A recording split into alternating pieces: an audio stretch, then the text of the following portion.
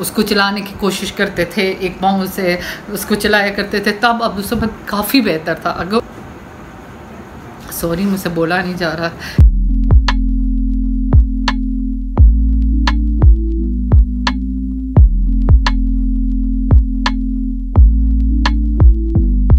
तो ये जनाब अब्दुल समद को मैं प्रेसेस पहना रही थी, और ये इनका पहनाने का तरीका ये होता है कि थोड़े से इनका जो लॉक होता है पहले लॉक खोल के इनको खोल के, और इस तरह आपने इसके बीच इसका पाँव रखना है और फिर पाँव सीधा करना है। चूँकि अब्दुल समद का जो है पाँव टेढ़ा है, उसको पहले सीधा करना है ताकि वो पाँव बिल्कुल उसका सीधा रहे। और पाँव सीधा करके आपने पूरे स्टेप्स सही तरह बंद करने हैं। ये एहतियात करें, जैसे अब्दुल समद का ये है, इसको फ़ी नहीं होता, इसको पता नहीं चलता, लेकिन ये कि आपने एहतियात करनी है। तो जब आप इसको खोलेंगे फिर आपने देखना है बच्चे को कहीं ज़ख़म नहीं हुआ, कहीं लगी तो नहीं है। इन चीज़ों की बहुत एहतियात करनी होती है इस सब चीज़ों में। बाकी आप यहाँ से भी ये डिवाइसेस बनाएंगे या ब्रेसेस बनाएंगे, आपको वो ख़ुद सारी डिटेल इसकी सारी समझाए। फिर मैंने अब्दुल समद को खड़ा किया, टांगे अलग अलग रख के खड़ा करनी है और टांगों पर पाँव रखना है। इसके शूज़ नहीं थे तो ये स्लिप बहुत हो रहा था, तो इंशाल्लाह अब कल इसके शूज़ भी मैंने लेके आने हैं जिससे ये पहना के इसको खड़ा करना है। तो बस मैंने इसको अब खड़ा किया हुआ था, तो रो बहुत रहा था। शुरू पर ही बच्चे बहुत तंग करेंगे, ज़ाहिर है इतने जैसे कि ऐसे बच्चों ने पाँव पर वज़न नहीं डाला। अगर आपके बच्चा थोड़ा बहुत चलता है उसके लिए इतना मुश्किल नहीं होता, मुश्किल उसके लिए भी होता है पर कम होता है। अब जैसे अब्दुल समद है, इसने कभी अपने पाँव पर वज़न डाला ही नहीं। स्टार्ट में जब हम पहले खड़ा करते थे अल्हम्दुलिल्लाह ये काफ़ी हद तक तब बेहतर हो गया था, लेकिन अब इतना गैप हो गया, 3 साल का गैप हो गया इसको खड़ा किया, वो 3 सालों बाद ये खड़ा हो रहा, तो बहुत तंग कर रहा था, इरिटेट कर रहा था, रो रहा था, कभी सॉरी कह रहा था, छोड़ दे मम्मा मुझे सॉरी अब मैं नहीं करूँगा, कभी क्या कहता है मैं चला जाऊँगा। और जितनी इसको बातें आती हैं तौबा ही है, तो उतनी देर ये बोलता ही रहा, जितनी देर मैंने कभी रोता रहा कभी बोलता रहा कि मम्मा मैं चला जाऊँगा आपको छोड़ के, आप मुझे तंग करती है, मम्मा आप चली जाएँ आप तंग करती हैं। तो ये कुछ वो खड़े होने के दौरान लगा रहा, लेकिन ये कि थोड़ा सा 1 घंटा अब पूरा मुझे उसके साथ बैठना पड़ता है खड़ा करके पकड़ के ताकि, लेकिन अगर मेरा बच्चा ठीक हो जाए तो मुझे इससे ज़्यादा क्या चाहिए। तो आपने देखा आज का व्लॉग तो नहीं था, पहले मैंने पूरा प्रॉपर व्लॉग बनाया, लेकिन फिर मैंने उसको कट करके मैंने कहा जो ज़रूरी चीज़ है जो मुझे लगता है लोगों तक पहुंचानी चाहिए वो मैं कोशिश करती हूँ। बेशक मेरा चैनल उस तरह ना चलाओ, लेकिन आप लोगों को चूँकि काफ़ी ऐसे लोग मुझसे रब्ता करते हैं जिनके बच्चे ख़ुद ऐसे हैं, जिनके बच्चों को पैदाइशी कुछ फोड़ा था या फिर बाद में शंट पड़ी है सर में पानी, और जो बाद में इस तरह हो जाते हैं, इनको सीपी वाले मरीज़ कहते हैं, बच्चे कहते हैं। तो जो इस तरह के बच्चे हो जाते हैं उनके बारे में लोग मुझसे पूछते हैं, और मुझे एक दिल में होती है चले मेरा चैनल चल रहा है या नहीं चल रहा, लेकिन मेरी वजह से अगर किसी को कुछ भी इंफॉर्मेशन मिलती है तो मुझे लगता है कि वो ज़्यादा मुझे पहुंचानी चाहिए। डेली रूटीन के मुताबिक मैं मशीन लगा रही हूँ, कपड़े धो रही हूँ, मैं ऐसी व्लॉग बनाती हूँ, कोई शक नहीं है इसमें। लेकिन मेरी जब अगर कुछ इस तरह का टॉपिक हो तो मैं कोशिश करती हूँ ज़्यादा से ज़्यादा इंफॉर्मेशन आप तक पहुँचाया जाए। तो जो आपने देखा अब्दुल समद खड़ा हुआ, मुझे इंस्टा पे भी काफ़ी लोगों के मैसेजेस आए कि ये किस तरह, ये क्या है ये डिवाइस क्या है, आप हमें इसके बारे में तफसील बताएं। इस तरह के वैसे यूट्यूब पे भी मुझे आ रहे हैं, क्या इससे आपका बच्चा चल पाएगा, इस तरह ये वो। तो देखें जो सीपी वाला मरीज़ होता है, बेसिकली ये मैं बता देती हूँ कि क्या होता है इसका। वैसे आप लिख के सर्च कर लिए, मैंने देखा था लेकिन मैं भूल गई उसको क्या।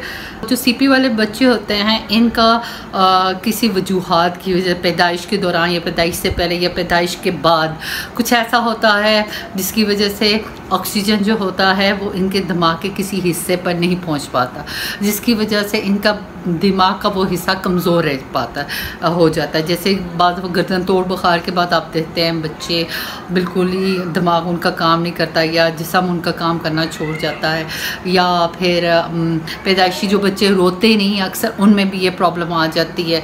और जैसे ये अब्दुल समद था, इन्फेक्शन की वजह से, द ब्रेन इन्फेक्शन की वजह से भी, अक्सर ब्लॉकेज की वजह से जो ऑक्सीजन होता है वो दिमाग तक नहीं पहुंचता, जिसकी वजह से इनका ब्रेन का एक हिस्सा कमज़ोर हो जाता है और जिसकी वजह से उनके पट्टे जो होते हैं वो खींचे जाते हैं, हाथ पाँव की हरकत कमज़ोर होती है। तो ये सारे सीपी वाले बच्चे होते हैं। अच्छा, सीपी वाले बच्चों में एक तरह के नहीं होते। जैसे अब्दुल समद है, मेंटली थोड़ा स्टेबल है, मेंटली बेहतर है, लेकिन फ़िज़िकली कमज़ोर है और खाना खा लेता है पर ख़ुद से नहीं, उस तरह अभी भी इसके हाथ में उस तरह जान नहीं है। यानी इसको बोलो हाथ दबाओ, ये दबा नहीं सकता। ये चीज़ फेंक लेता है पर ये हाथ दबाना और करना, चूंटी ये बड़ी सख्त काटता है, हर किसी को काटता है, पर अगर आप इसको बोलो अपने हाथ को प्रेस करो, प्रेस ये नहीं कर पाता। तो इस तरह इनमें कुछ ना कुछ हर बच्चा, अच्छा सीपी वाला हर बच्चा एक दूसरे से मुख्तलिफ होता है। अक्सर पेरेंट्स मुझसे पूछते हैं जो मैं अब्दुल समद का इलाज करवा रही हूँ, इसमें यह है कि खड़े होने के चांसेस होते हैं। देखिए, सीपी वाले बच्चे के साथ उसके पेरेंट्स को बहुत सब्र और मेहनत करनी पड़ती है। यानी अगर आप में सब्र नहीं है और आप मेहनत नहीं कर सकते तो अगर बच्चे का ठीक होना, एक तो मेंटली आप ये माइंड में रखेगा मेरा बच्चा देखें 7 साल का हो गया, अब 10 साल के बाद ऐसे बच्चों की जो होती है स्टेबिलिटी कम हो जाती है, यानी ठीक होने के चांसेस कम हो जाते हैं, लेकिन चांसेस फिर भी होते हैं। अब ये 7 साल का, फिर भी मैं 3 साल मेरे पास है, मैं इस उम्मीद के साथ इसके साथ मेहनत कर रही हूँ कि मेरा बेटा एक दिन खड़ा होगा, इंशाल्लाह अपने पाँव पे चल पाएगा। तो इस उम्मीद के साथ मैं अपने बच्चे को खड़ा करती हूँ। ये कब चल पाएगा, कब ठीक होगा, इसका कुछ कोई नहीं कह सकता। कुछ बच्चे बहुत जल्दी रिकवर कर जाते हैं इसमें और कुछ बच्चे टाइम लेते हैं, और कुछ बच्चों की ज़्यादा होती है, कमज़ोरी होती है, वो ज़्यादा टाइम लेते हैं, कुछ बच्चों की कम होती है, वो कम टाइम लेते हैं। इसमें यह है कि आप कुछ भी नहीं कह सकते, हद तक आपको कोई डॉक्टर भी नहीं क्या बता सकते कि आपका बच्चा कब तक ठीक होगा, लेकिन ठीक होते हैं बच्चे। मैं जहाँ पे पढ़ मुज़फ़्फ़राबाद में अब्दुल समद, लेकिन वो मुज़फ़्फ़राबाद में मैं आपको जेन्युइन बताती हूँ, बहुत अच्छा इलाज करवाते हैं ऐसे मरीज़ का। अब यहाँ पर एक सरकारी हॉस्पिटल में हमारे करीबी मैंने सुना है कि वहाँ पर भी ये इलाज हो रहा है। अब इस दफ़ा तो मैंने फौजी फाउंडेशन से बना ली हैं, लेकिन नेक्स्ट टाइम मेरा इरादा है वहाँ जाने का। तो इस्लामाबाद में मुझे कोई अच्छा रिहैबिलिटेशन प्राइवेट में तो मैं कहीं नहीं, फौजी फाउंडेशन प्राइवेट है, लेकिन मुझे वहाँ पर भी तसल्ली नहीं है जो तसल्ली मुझे मुज़फ़्फ़राबाद की थी। मुज़फ़्फ़राबाद में पैसे ज़्यादा लेते हैं लॉक्स के, पर वहाँ पर इलाज बहुत ही अच्छा करते हैं। और अगर आपका पास मरीज़ है, वो एक टाइम में 4 या 5 मरीज़ रखते हैं एक दिन में, और उसी को चेक करती हैं, डॉक्टर पास खड़ी रहती हैं, बच्चे को चलाती हैं, बच्चे को चेक करती हैं, बच्चे को कि अगर अब जहाँ जैसे अब्दुल समद खड़ा, वो पहले हमें पूरा अब्दुल समद को खड़ा करती, बताती अब्दुल समद को ऐसे खड़ा करना है और ऐसे आपने उसके साथ बैठना है, ऐसे मूव में। अब जैसे मैं अब्दुल समद को बिठाया है, जैसे आपने मेरी वीडियो, ये मुझे मुज़फ़्फ़राबाद से बताया था, यहाँ पर फौजी फाउंडेशन मुझे कुछ भी नहीं, बल्कि डॉक्टर तो आके चेक भी नहीं कर रही थी। मैं तो मुझे बड़ा इस दफ़ा हर्ट हुआ जाके फौजी फाउंडेशन। मैंने कहा इतने हम दूर से आते हैं, इतने उम्मीदें लेके इन डॉक्टर्स के पास आते, और ये हमारे बच्चे को देखने की तौफीक भी नहीं करते कि ये उसका मरीज़ है, आज वो नहीं है, मैं क्यों देखूं। तो मुझे इस चीज़ का बड़ा हॉस्पिटल्स में जाके दुख होता है कि डॉक्टर्स जब मरीज़ को, अगर कोई आ जाए सिफारिश वाला मरीज़, अगर कोई आ जाए कोई अच्छा तगड़ा मरीज़, उसको देखेंगे, और जो होगा बेचारा इतने मुश्किलों से पैसे जोड़ के जो उन तक पहुंचेगा उसको नहीं देखेंगे। तो मैं अपने टॉपिक पे आती हूँ, मैं टॉपिक से बिल्कुल हट गई। तो सीपी वाले बच्चों का ये होता है कि एक उनकी कुछ एहतियात आपको करनी पड़ती है। एक खिलाते वक्त उनको लेटा के ना खिलाए, ना पीछे ऐसे टेक लगा, हमेशा सीधा बैठा के, अगर बच्चा नहीं बैठ सकता आप अपनी झोली में बैठा के या किसी चीज़ के साथ टेक लगा के उसको पूरा सीधा बैठा के खाना खिलाए। चूँकि सीपी वाले बच्चों की खुराक की नाली कमज़ोर होती है आम बच्चों के तहत, और जिसकी वजह से अक्सर खाना उसको जो हमें वो हम कहते हैं अथरू लग जाते हैं, और खाना जो होता है वो खुराक की नाली में जाने का इम्कान होता है, जिसकी वजह से अक्सर बच्चों को बाद में निमोनिया भी हो जाता है। ये चीज़ एहतियात करनी है। और बच्चों को कभी सीधा ना लेटाएं, हमेशा साइड पर लेटाएं या उल्टा लेटा, बेशक उल्टा भी लेटा, क्योंकि ये जो होती है हमारी राल इन बच्चों की ज़्यादा टपकती है बनिस्बत आम बच्चे, क्योंकि हर इंसान की होती है, लेकिन हम जो होते हैं हम उसको बाहर नहीं उधर ही एब्जॉर्ब कर लेते हैं, लेकिन ये बच्चे नहीं कर सकते, जिसकी वजह से अक्सर ये उनको बाद में उनके खुराक की नाली में जा सकती है, कुछ इस तरह को प्रॉब्लम्स हो सकती है। इसलिए उनको हमेशा तिरछा लेटाएं या उल्टा लेटाएं। थोड़ा सा इनके साथ बहुत फ्रेंडली माहौल के साथ, पर थोड़ा सा आपको दिल सख्त करना पड़ता है बच्चों के साथ, ताकि ये बच्चे खुद इंडिपेंडेंट हो सके। और बहुत सब्र करना पड़ता है। लेकिन जब तक पेरेंट्स मेहनत नहीं करेंगे ऐसे बच्चों के साथ, डॉक्टर्स कुछ नहीं कर सकते। बाहर की कंट्रीज़ में ये होता है, वहाँ पर डेली इन बच्चों को खुद पूरा स्टाफ होता है, वो खुद सब कुछ करते हैं, खड़ा करते हैं सब कुछ। लेकिन हमारे पाकिस्तान में ऐसा कुछ नहीं है, बल्कि उल्टा जो हम डिवाइस वगैरह लेते हैं वो भी हमें बहुत एक्सपेंसिव पड़ती हैं। लेकिन पेरेंट्स को मेहनत करना पड़ेगा, और आपको डेली बच्चों को मेहनत करें, एक्सरसाइज करवाएं, डेली उनको टाइम दें, और डेली उनके साथ आप टाइम स्पेंड करें। और ये प्रोसेस बहुत स्लोली चलता है। किसी बच्चे का जल्दी भी हो जाता है, 5-6 महीने के बाद बच्चा खड़ा होने शुरू हो जाए। अब जैसे अब्दुल समद ये तो वज़न भी नहीं डालता, लेकिन एक बात याद रखें, इसमें आपके बच्चे की पाँव की मूवमेंट होनी लाजमी है। लेकिन आपके बच्चे की पाँव की मूवमेंट होगी, आपका बच्चा थोड़ा बहुत, एक तो आपको वो डॉक्टर बता सकता है, और डॉक्टर जाके आपको चेक करेगा कि आपके बच्चे की पाँव की मूवमेंट कितनी है, यानी मूवमेंट है। अब जैसे अब्दुल समद पाँव थोड़ा सा ऊपर करता है, पाँव की सीट लेता है, और उसको पाँव में फील होता है। अगर किसी बच्चे को बिल्कुल ही पाँव में फील नहीं होता, और पाँव बिल्कुल ही नहीं है, तो उसका मुझे नहीं पता, क्योंकि मुझे ऐसा लगता है कि वो शायद उन बच्चों का नहीं हो सकता ठीक। लेकिन आप डॉक्टर से एक दफ़ा ज़रूर अपने बच्चों को चेक करवाएं, और फिजियोथेरेपी के पास लेके लाजमी जाए। हमारे यहाँ पर ना, अब जैसे मुझे था, डॉक्टर ने फिजियोथेरेपी का बहुत लेट मशवरा, बल्कि डॉक्टर ने मुझे दिया ही नहीं, हमारी जानने वाली थी, उन्होंने मुझे बताया कि मुजफ्फराबाद में फ्री इलाज होता है, वहाँ लेके जाए। पहले मैंने अपने हस्बैंड से कहा, उन्होंने भी लाइटली लिया, उन्होंने कहा ऐसा कुछ नहीं होता, वहाँ पर तो नकली टांगें बनती। फिर दोबारा काफ़ी अर्सा गुजर गया, वो फिर मुझे मिली, हमारी जानने वाली थी, उन्होंने कहा अब लेके तो जाए मेरे कहने पर। तो जब हम लेके गए तो वाकई वहाँ से इलाज होता था। तो डॉक्टर्स नहीं बताते, डॉक्टर्स को बताना चाहिए कि आपके बच्चे की है। अब आप उस बच्चे को, अगर आप जैसे मेरे बच्चे का नेरो सर्जन को पता होना चाहिए नेक्स्ट इस बच्चे की ज़ाहिर है नेरो का प्रॉब्लम था, जिसकी वजह से बच्चे के पट्टे कमज़ोर हुए, बच्चे की रगें खींची गई हैं। तो नेरो वाले डॉक्टर का बताना चाहिए कि जी अब आप फिजियोथेरेपी की तरफ जाएं, फिजियोथेरेपी के साथ आपका बच्चे की आहिस्ता आहिस्ता सा मूवमेंट ठीक हो जाएगी। लेकिन मुझे किसी ने नहीं बताया।